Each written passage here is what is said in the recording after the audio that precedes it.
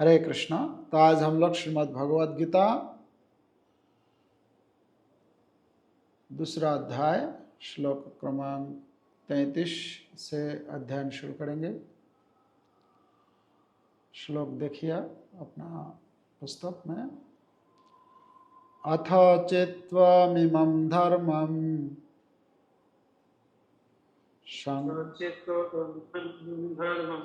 संग्रामं न करिष्यसि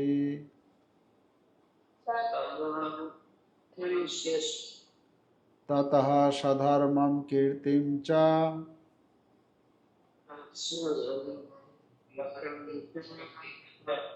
हित्वा पापमवाप्स्यसि।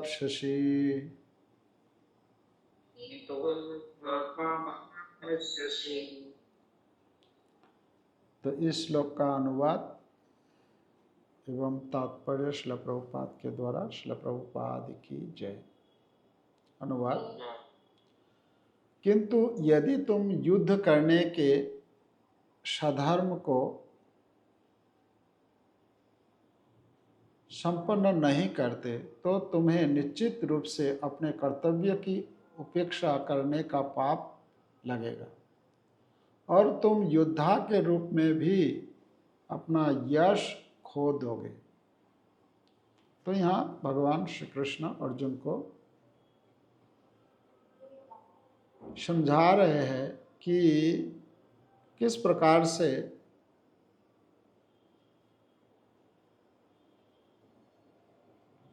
धर्म सधर्म। अर्जुन क्षत्रिय है, क्षत्रिय होने का नाते अर्जुन का धर्म है युद्ध करना। यहाँ हम देख रहे हैं, बोल रहे हैं कि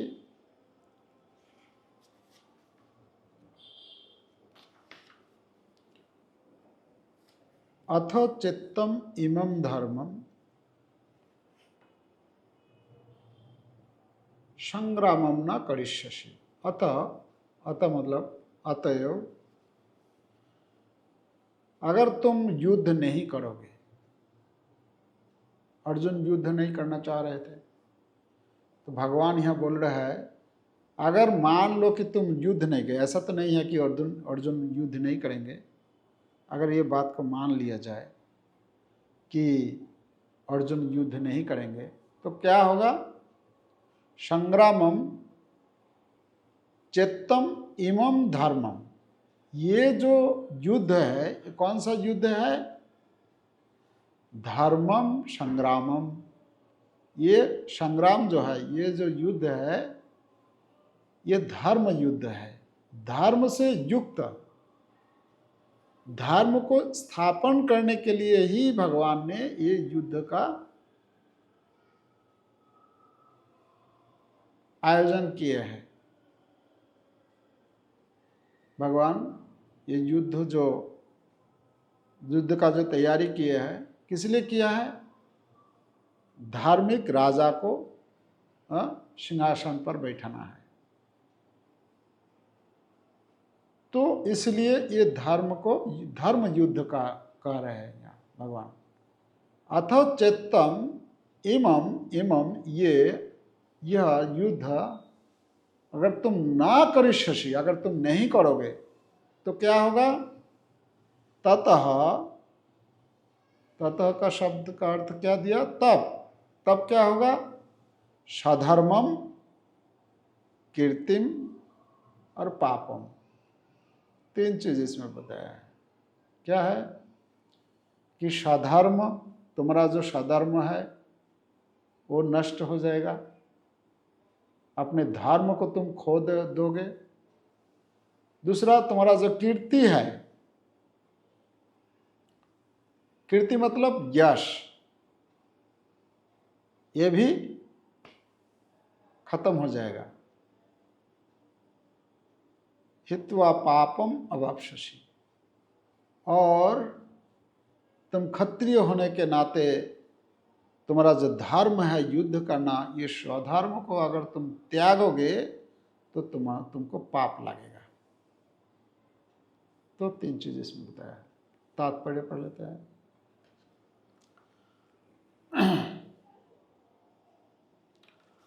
अर्जुन विख्यात योद्धा था जिसने शिव आदि अनेक देवताओं से युद्ध करके यश अर्जित किया था।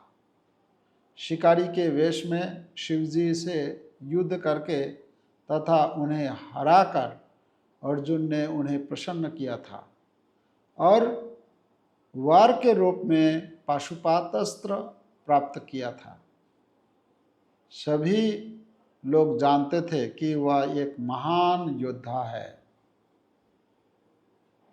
तो यहाँ शिव जी के साथ किस प्रकार अर्जुन का युद्ध हुआ वो महाभारत में इसका वर्णन है कि किस प्रकार ये शिव जी परीक्षा लेने के लिए एक किरात के रूप में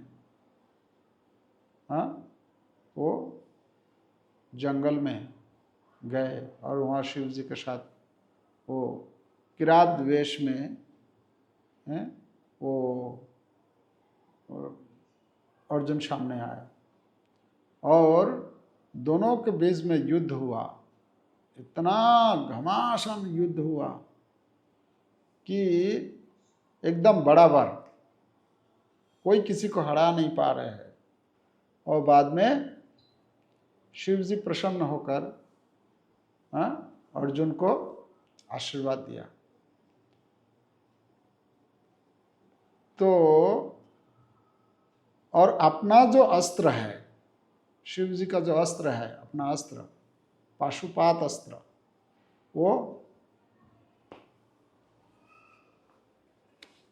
वो दे दिया किसको? अर्जुन को। इसमें बोलते हैं कि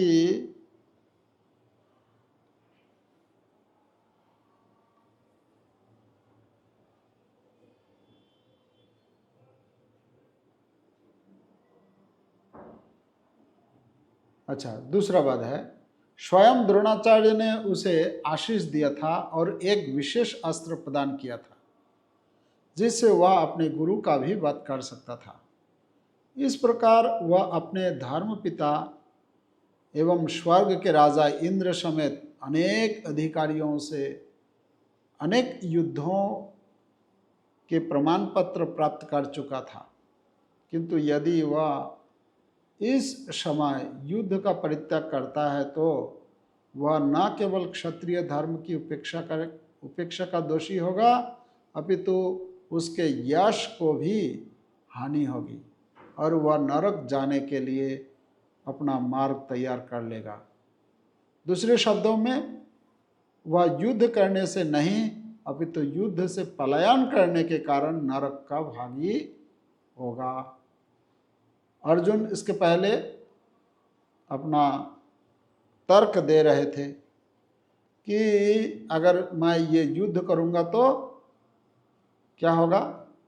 मेरा पाप होगा। पापम एवाश्रयदस्मान हत्वैतन आततायिन।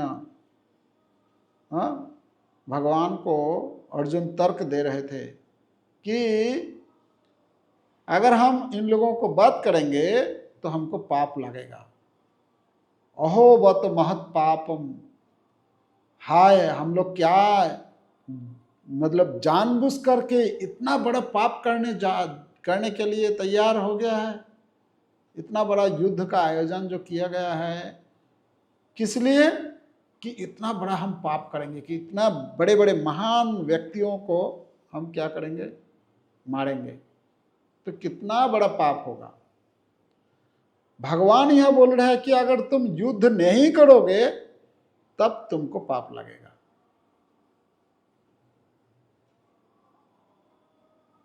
तो यहां हम लोग देख रहे हैं,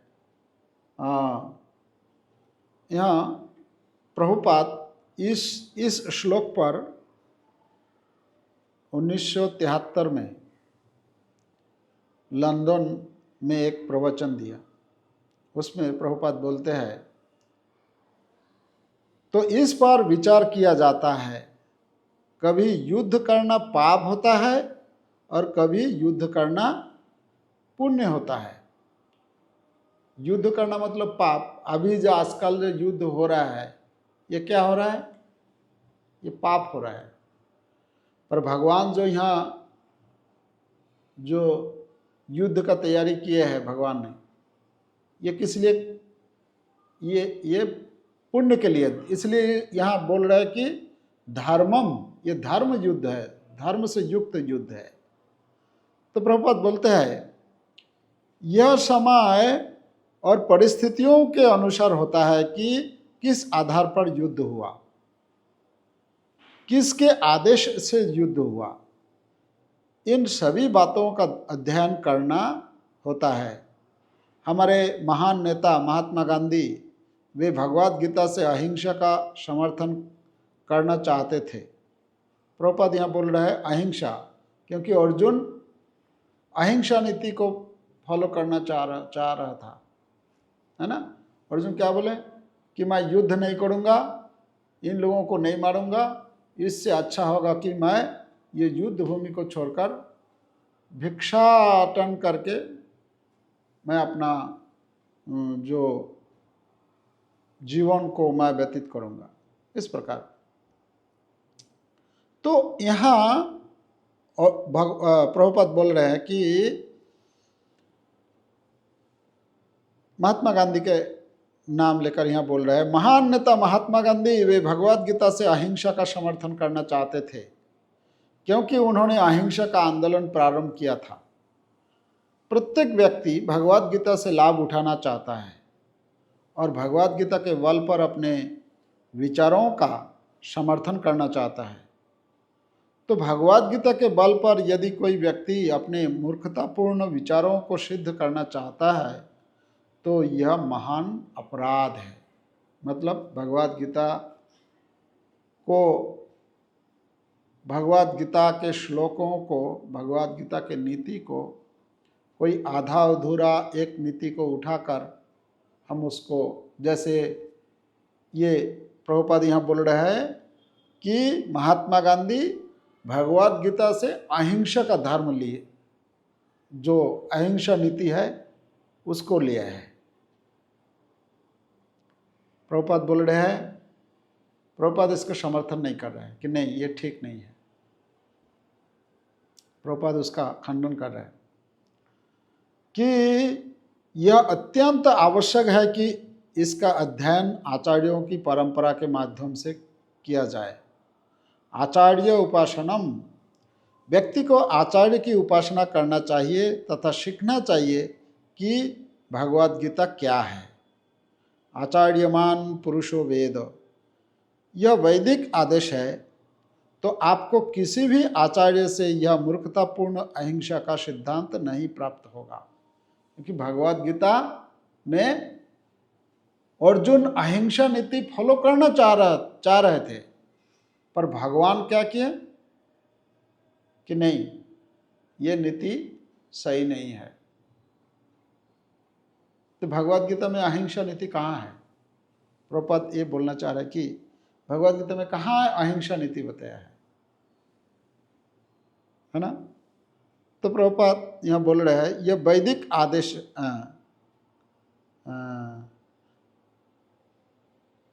मूर्खतापूर्ण अहिंसा का सिद्धांत नहीं प्राप्त होगा। अनेक आचार्यों ने भगवद गीता पर भाष्य लिखे हैं, जैसे रामानुजाचार्य, मध्वाचार्य और यहाँ तक कि शंकराचार्य ने भी यह कभी नहीं कहा कि भगवद गीता अहिंसा का प्रमाण है। अहिंसा अच्छी है, परंतु जब धर्म युद्ध होता है उस समय अहिंसा का कोई प्रश्न नहीं उठता है, उस समय हिंसा ही उचित है। तो यहाँ अर्जुन अहिंसा नीति फॉलो करना चाह रहे थे और भगवान बोल रहा है कि नहीं, यहाँ अभी ये जो परिस्थिति में ये अहिंसा नीति काम नहीं आएगा, आपको हिंसा करना ही पड़ेगा, मारना ही पड़ेगा, ये बोल रहे हैं।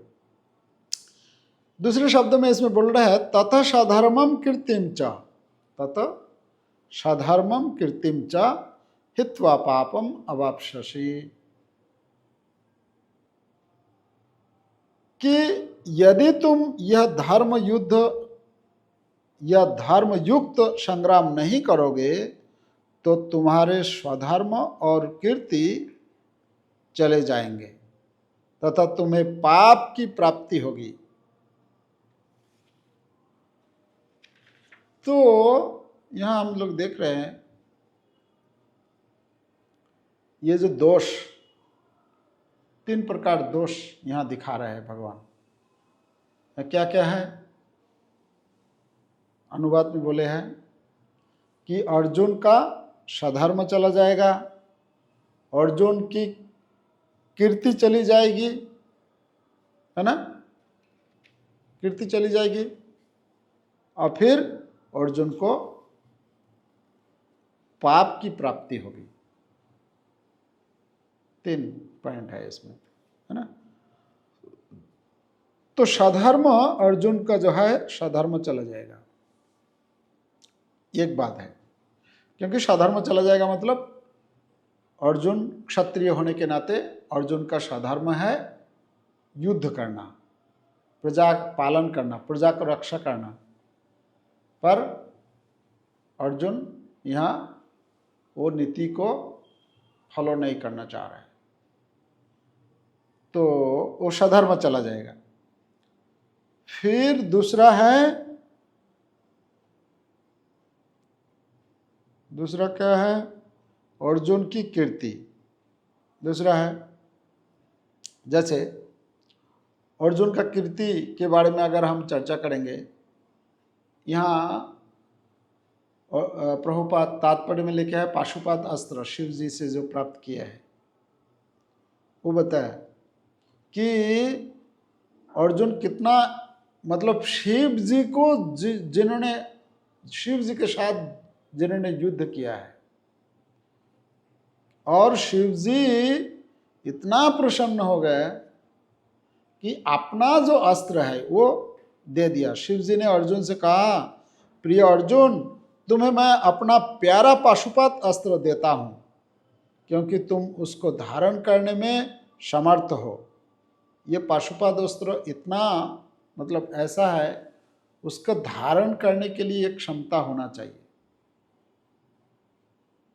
तो ये शिव जी देखा कि अर्जुन के पास ये क्षमता है इसको धारण करने का, तो इसलिए अर्जुन को दिया।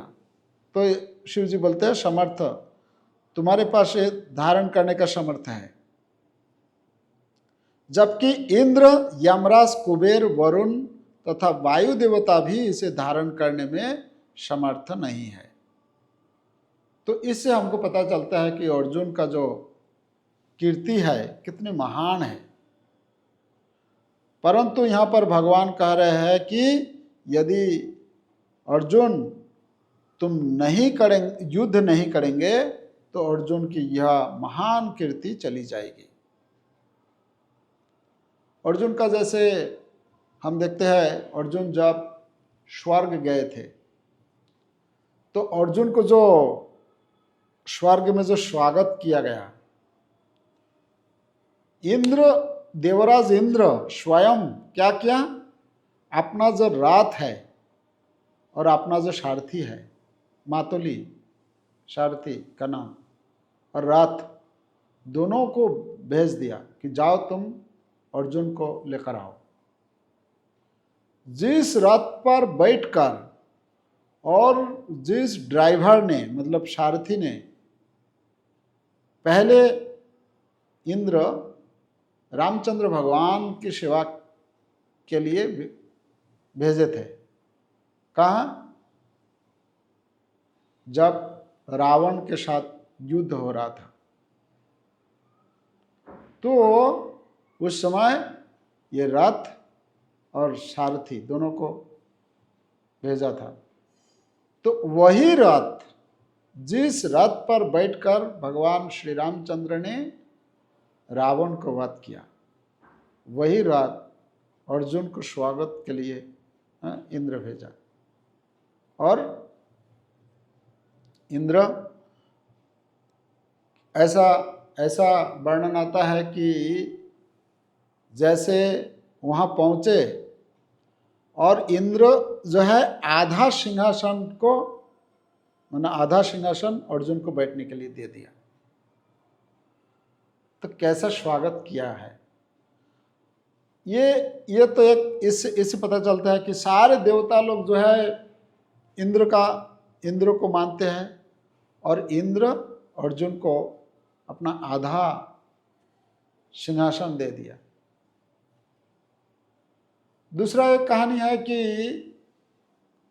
एक निवात कवच करके ऐसा वर्णन आता है कि 3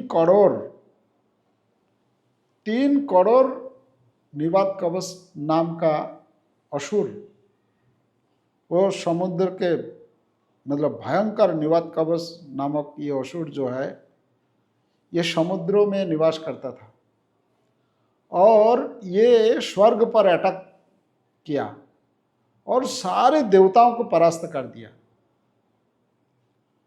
जब गए वहाँ तो अर्जुन को ये शिवा दे दिया गया कि ये जो निवात कवच जो असुर है इन लोगों को वध करना है। और जहाँ सारे देवता मिलकर ये निवात कवच असुरों से युद्ध कर मतलब पराजित हो गया था और अर्जुन अकेले ही सारे वो निवात कवच जो असुर थे सबको वध कर दिया। तो इससे हमको पता चलता है कि अर्जुन कितना बड़ा महान योद्धा, कैसे उनका कीर्ति चारों तरफ फैली हुई थी, है ना। तो इस प्रकार अर्जुन का जो कीर्ति है ये सारे कीर्ति क्या हो जाएगा, नष्ट हो जाएगा, सारे कीर्ति चली जाएगी। तो इसलिए भगवान यहाँ कह रहे हैं अर्जुन तुम्हारा सारे कीर्ति जो है चली जाएगी। तो ये दूसरा है। तीसरा बता रहा है कि अर्जुन को पाप की प्राप्ति होगी। पाप क्यों प्राप्त होगी? पाप क्योंकि स्वधर्म जो है, जिसका जो ड्यूटी है वो अगर पालन नहीं करता है उसको पाप लगता है। तो अर्जुन को पाप लगेगा, यहाँ बोल रहे हैं। श्रील प्रभुपाद इसमें लिखते हैं यदि अर्जुन इस समय युद्ध का परित्याग करते हो तो वे न केवल क्षत्रिय धर्म की उपेक्षा के दोषी होंगे अपितु उनके यश की भी हानि होगी और वे नरक जाने के लिए अपना मार्ग तैयार कर लेंगे। दूसरे शब्दों में वे युद्ध करने से नहीं अपितु युद्ध से पलायन करने के कारण नरक के भागी होंगे। तो इस श्लोक में हम लोग देखा कि किस प्रकार से 3 पॉइंट आउट किए हैं और अर्जुन को युद्ध करने के लिए प्रेरित कर रहे हैं भगवान। 34 नंबर श्लोक, अर्जुन के लिए अपयश मृत्यु से भी बढ़कर।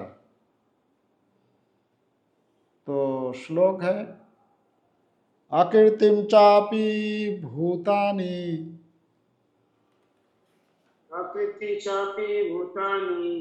कथयिष्यन्ति ते व्ययम्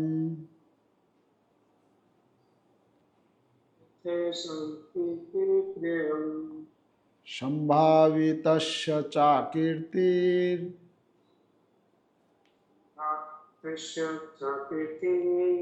मरणादतिरिच्यते।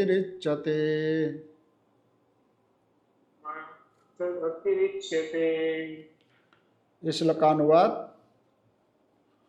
लोग सदैव तुम्हारे अपयश का वर्णन करेंगे और सम्मानित व्यक्ति के लिए अपयश तो मृत्यु से भी बढ़कर है। तात्पर्य, अब अर्जुन के मित्र तथा गुरु के रूप में भगवान श्री कृष्ण अर्जुन को युद्ध से विमुख न होने का अंतिम निर्णय देते हैं। वे कहते हैं अर्जुन यदि तुम युद्ध प्रारंभ होने के पूर्व ही युद्ध भूमि छोड़ देते हो तो लोग तुम्हें कायर कहेंगे, और यदि तुम सोचते हो कि लोग गाली देते रहे किंतु तुम युद्ध भूमि से भागकर अपनी जान बचा लोगे, तो मेरी सलाह है कि तुम्हें युद्ध में मर जाना ही श्रेयस्कर होगा। तुम जैसे सम्मानीय व्यक्ति के लिए अपकीर्ति मृत्यु से भी बुरी है, अतः तुम्हें प्राण भय से भागना नहीं चाहिए। युद्ध में मर जाना ही श्रेयस्कर होगा। इससे तुम मेरी मित्रता का दुरुपयोग करने तथा समाज में अपनी प्रतिष्ठा खोने के अपयश से बच जाओगे। अतः अर्जुन के लिए श्री भगवान का अंतिम निर्णय था कि वह संग्राम से पलायन न करे अपितु युद्ध में मरे। तो यहाँ बोल रहे हैं कि आकृतिम चापि भूतानि, आकृतिम चापि भूतानि कथयिष्यन्ति ते अव्ययम्, अर्थात सामान्य जन आकृति च अपि भूतानि, सामान्य व्यक्ति भी तुम्हारी कभी समाप्त न होने वाली अपकृति का वर्णन करेंगे। यहाँ पर भगवान अर्जुन से कह रहे हैं कि यदि अर्जुन युद्ध नहीं करेंगे तो सामान्य जन अर्जुन की अपकृति का वर्णन करेंगे। परंतु कैसी अपकृति? इसमें बोलते हैं ते व्ययम, अव्ययम। अव्यय मतलब, अव्ययम शब्द का अर्थ क्या दिया है? सदा के लिए। सदा के लिए मतलब ऐसा नहीं है कि तुम एक बार युद्ध किए बिना भाग गए, बस एक बार बोल दिया और खत्म, ऐसा नहीं। अव्यय मतलब ये तुम्हारा जिंदगी भर तुमको इसके बारे में तुमको सुनना पड़ेगा कि तुम कायर हो। इतना बोलेंगे, ये कभी खत्म होने वाला नहीं है। सदा के लिए सब समय बोलते रहेंगे। और एक सम्मानित व्यक्ति के लिए उसका अपयश, अपकीर्ति, इस प्रकार शब्द प्रयोग होना मतलब उनके लिए ये मृत्यु से भी बढ़कर है। मरणात् अतिरिच्यते,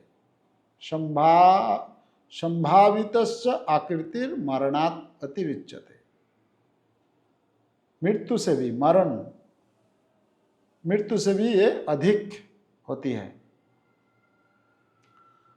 जैसे एक बार वो घटना हुआ कि अर्जुन एक बार अपना प्रतिज्ञा किया कि कोई भी अगर मेरा ये तीर धनुष, ये गांडीव के प्रति कोई भी अगर कुछ अपशब्द प्रयोग करेंगे कभी, तो मैं उसको छोड़ूंगा नहीं,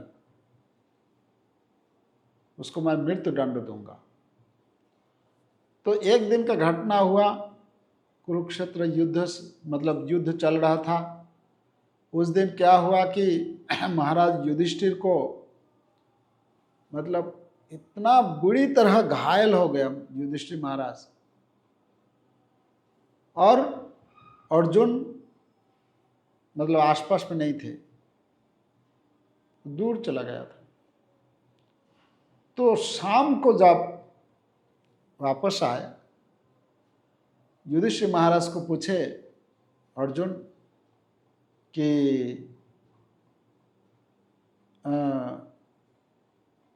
आप कैसे हैं? आप महाराज आप कैसे हैं?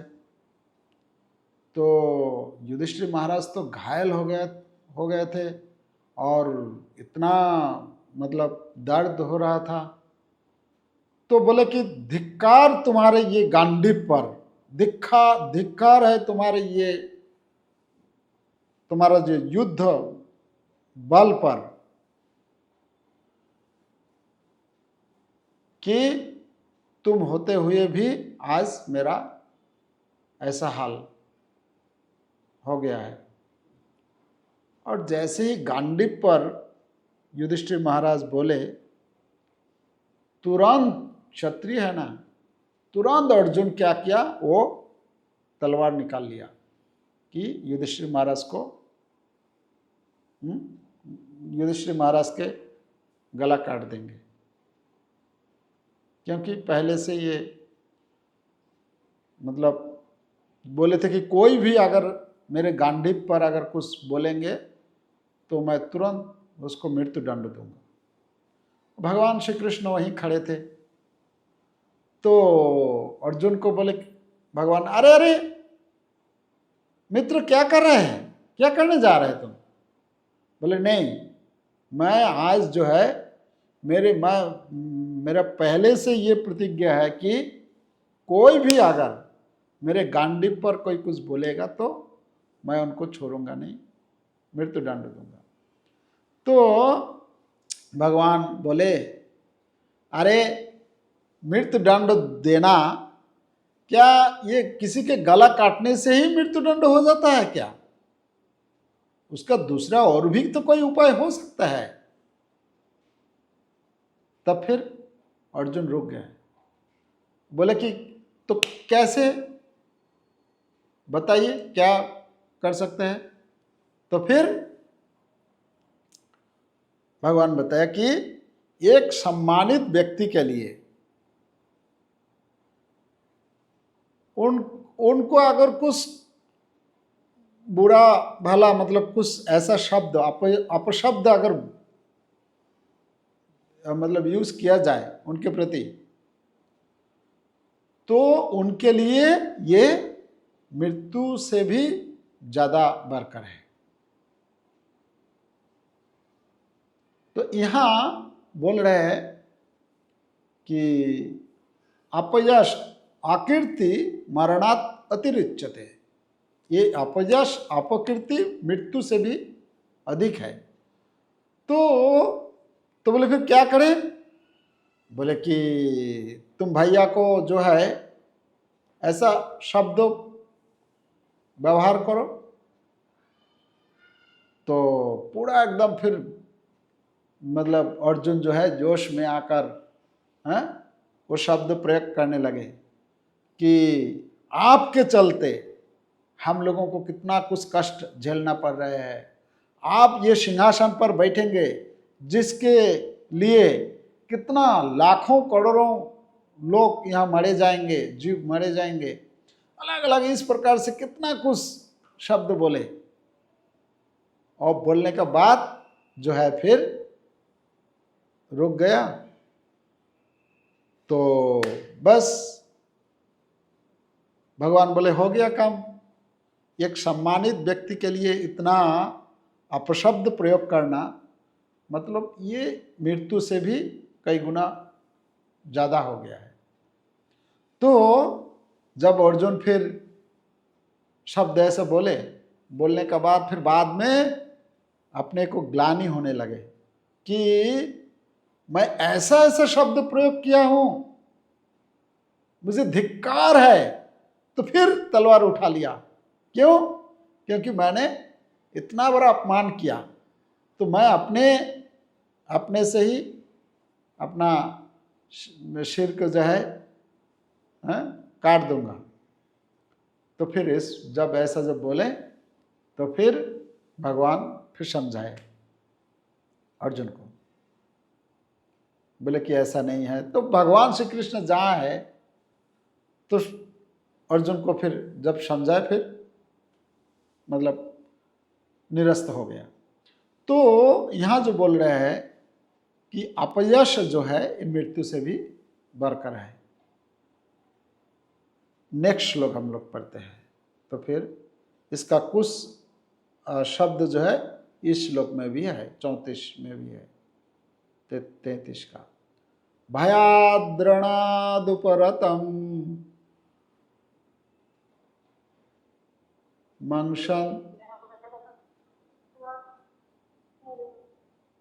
मंशन्ते त्वां महारथः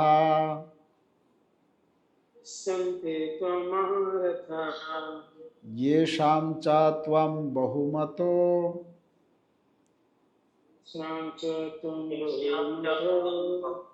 भूत्वा यशसि लाघवम्।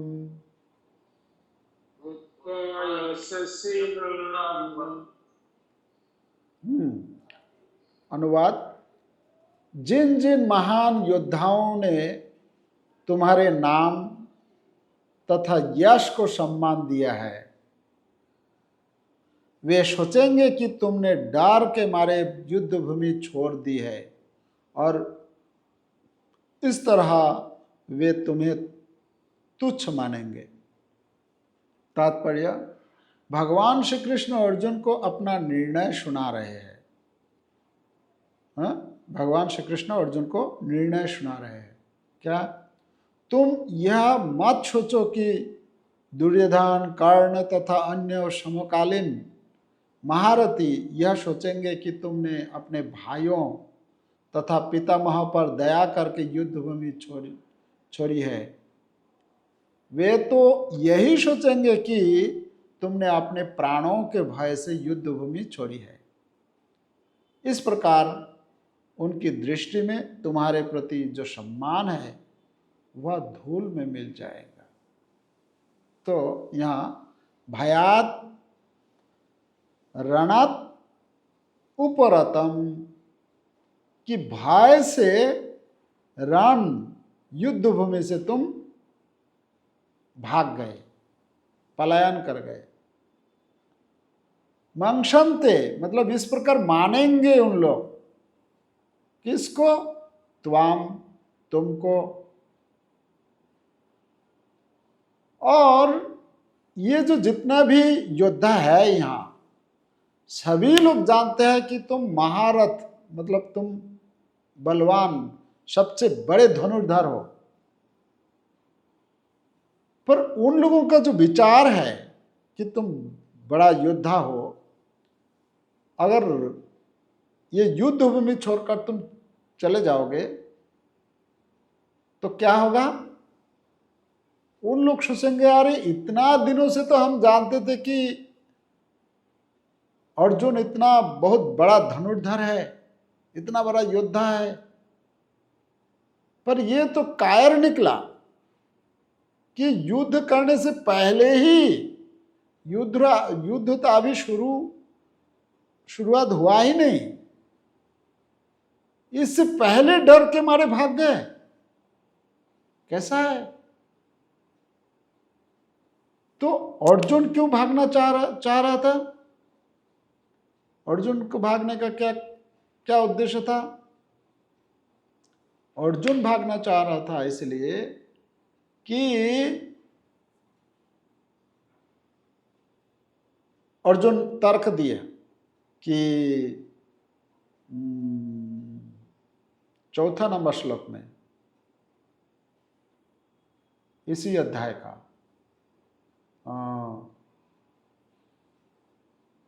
भगवान श्री कृष्ण का तर्क दिया कि ये जो पितामह भीष्म है, गुरु द्रोणाचार्य है, ये सारे पूजनीय है मेरे लिए। तो उन लोगों का उन लोगों के चरण पूजन करना चाहिए मुझे। मतलब पूजा की जगह में तुम क्या बोल रहे हो अर्जुन कृष्ण कि बाण चलाने के लिए बोल रहे हो, मारने के लिए बोल रहे हो। क्या तुम कभी अपने गुरुदेव के प्रति ऐसा व्यवहार किए हो या कभी कर सकते हो? तो इस प्रकार तर्क दे रहे थे अर्जुन कि ये युद्ध नहीं करना चाहिए, क्योंकि इस युद्ध में कौन कौन है, सारे सागे संबंधी है इसमें, सब एक एक करके अर्जुन बतला रहे थे कि ये शाला संबंधिनस तथा आचार्यान मातुलान पितृन भ्रातान, मतलब सब एक एक करके मतलब देख देख कर बता रहे थे, देखिए कौन कौन है यहाँ, कोई भी एक भी शत्रु नहीं है। तो इन लोगों को मारकर हमको ये राज्य सुख जो है नहीं भोगना है, मुझे नहीं चाहिए राज्य सिंहासन। किंग राज्य लो किंग राज्य क्या एक शब्द है, किंग भोगर जीवित वा जेशाम अर्थे कांक्षितम नो राज्यम भोगा सुखानी चा। ये राज्य भोग का जो सुख है, इसको प्राप्त करने के लिए हम लोग इतना बड़ा पाप करने जा रहे हैं। तो अर्जुन का जो थिंकिंग है, अर्जुन जो सोच रहे थे, यहाँ भगवान क्या बोल रहे हैं कि तुम जिस पर मतलब जिस विषय पर सोच करके तुमने ये युद्ध क्षेत्र छोड़कर भागना चाह रहे हो, ये युद्ध भूमि में जितने सारे योद्धा है, इन लोग ने ये नहीं सोचेंगे कि तुम ये इन लोगों पर दया करके ये युद्ध भूमि छोड़ना चाह रहे हो। इन लोग क्या कहेंगे, येषाम चातम बहुमतो, मतलब अत्यंत सम्मानित भूत्वा यशस्वी लाघवम, मतलब तुच्छ तक, मतलब तुमको तुम्हारे बारे में ऐसा कुछ बोलेंगे। ये 36 नंबर श्लोक में इसका और विस्तार बोलते हैं कि क्या क्या बोलेंगे, क्या नहीं बोलेंगे, किस प्रकार से निंदा करेंगे। तो भगवान यहाँ यही बोल रहे हैं कि तुम जो युद्ध क्षेत्र युद्ध नहीं करना चाह रहे हो, ये तुम्हारा जो उद्देश्य है, और जो सामने तुम्हारे जिन लोग हैं उन लोग तुम्हारा ये बात को नहीं समझेंगे कि तुम इन लोगों पर दया करके युद्ध भूमि छोड़ के भागना, मतलब युद्ध नहीं करना चाह रहे हो। पर ऐसा नहीं है, ये जितने भी महान योद्धा है यहाँ, सभी तुम्हारा जो ताकत है कि तुम जो इतना बड़ा योद्धा होने के बावजूद भी युद्ध भूमि को छोड़कर जा रहे हो, तो तुमको सब क्या बोलेंगे, कायर। तो इसलिए तुमको युद्ध करना चाहिए। अच्छा, इससे हम लोगों को क्या शिक्षा मिलती है? यहाँ तो भगवान है और अर्जुन के सामने डायरेक्ट भगवान अर्जुन को समझा रहे हैं। हम लोगों के जीवन में क्या कभी ऐसा परिस्थिति आए हैं, कभी ऐसा हुआ कि हम जो है अपना काम से, हम अपना कर्तव्य से, हम अपना ड्यूटी से भागने का प्रयास करते हैं?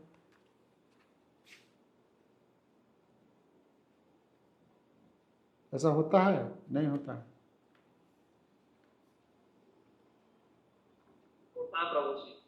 होता है, हम लोगों को भी होता है। कई बार ऐसा होता है कि जो करना चाहिए हमें, उसको हम चाहते हैं कि कैसे बाईपास होके कुछ किया जाए। अर्जुन जैसे जिस परिस्थिति में है, अर्जुन को जैसे भगवान समझा रहे हैं, हम लोगों को कौन समझाएंगे? हम तो अकेले हैं, तो क्या करेंगे?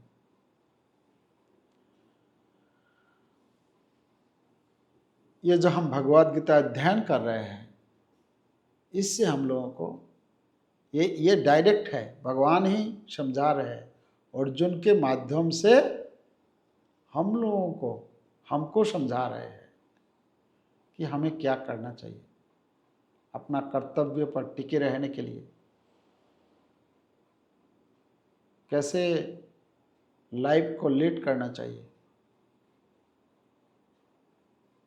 है ना। तो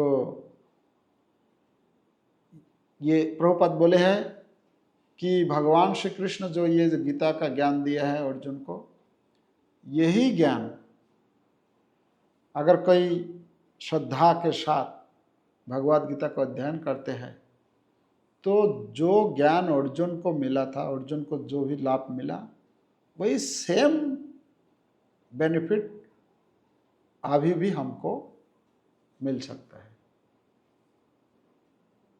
पर वैसा श्रद्धा के साथ हमको अध्ययन करना है, श्रवण करना है। करेंगे तो फिर वो ताकत, वो शक्ति, वो भक्ति हमारे अंदर धीरे धीरे आने लगेंगे। तो इसलिए हम लोग अध्ययन कर रहे हैं ये भगवद गीता कि अर्जुन का जो परिस्थिति है, ये 35 तक अध्ययन किया ना, 36, 37, 38 ये 3 श्लोक जो है उसमें इसका कंक्लूजन मतलब भगवान देंगे। इसका बाद फिर भक्ति टॉपिक जो है चेंज करके फिर भगवान भक्ति के बारे में समझाएंगे। तो आज जो हम लोग चर्चा किया है इस पर कोई कुछ कमेंट या क्वेश्चन हो तो